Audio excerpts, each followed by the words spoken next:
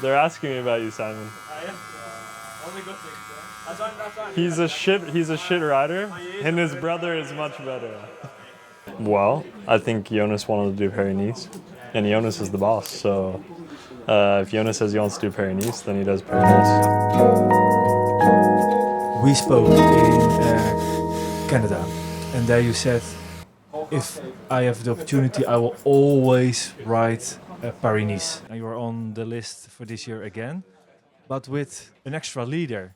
Well, I think Jonas wanted to do Paris-Nice, and Jonas is the boss, so if Jonas says he wants to do Paris-Nice, then he does Paris-Nice. And then they asked me if I want to do Tirreno or Paris-Nice, and whether Jonas is there or not, I prefer to do Paris-Nice. So I'm looking forward to it, though. I think it'll be really nice, especially before the tour. I think it's just good to have us both race together and yeah, get some time learning tactics with each other and using each other as teammates.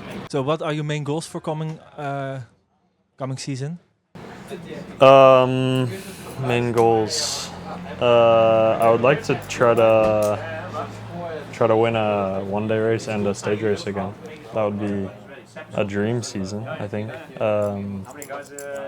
But I think one of my main objectives besides that is improving at the Tour de France in my GC placing, just showing myself that I am able to do it.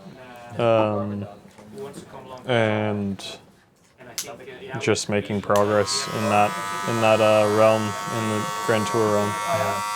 Another GC rider or super domestique enter the team. Does that change a lot in the dynamics and also in the pursuit of beating UAE with Simon Yates? Yeah, I hope so. He's standing right here.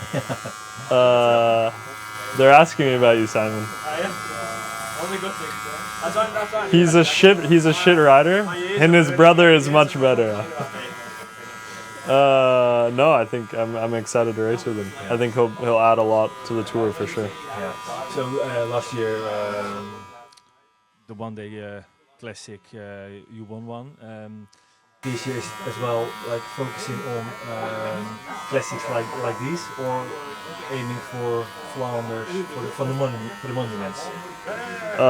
Personally, I approach them all the same, but the team would obviously take winning a monument over any of the semi-classics or Cobbles classics in Belgium other than Flanders. So I think as a team the focus is on Flanders, but personally they're all races, and I don't think there's not much. It's not like you can focus more for one of them than another.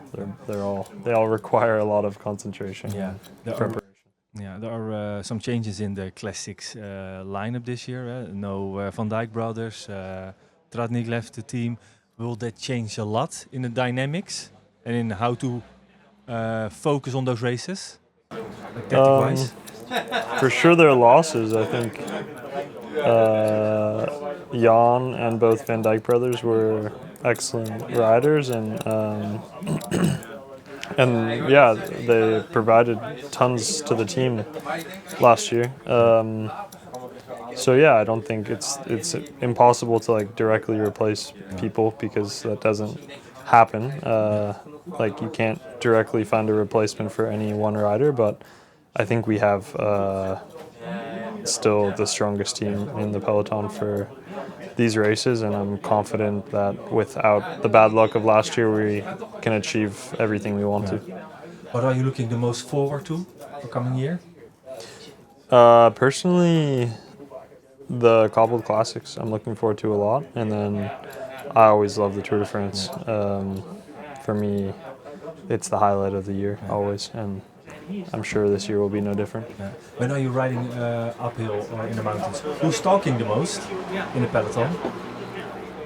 When we're riding uphill in the mountains,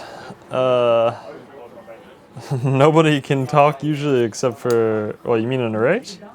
Nobody can usually talk except 𝗵𝗲𝗃, so he's probably the only guy that can open his mouth, open his mouth and speak on climb.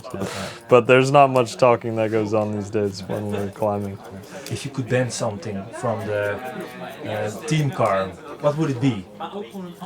If you would ban something. Ban something, Yeah. like something to say? Race radios. No, for sure not. I think race radios are essential for safety, but I don't know. No, maybe a tough question at the moment. Yeah, I don't have a good answer for you. Sorry. Right.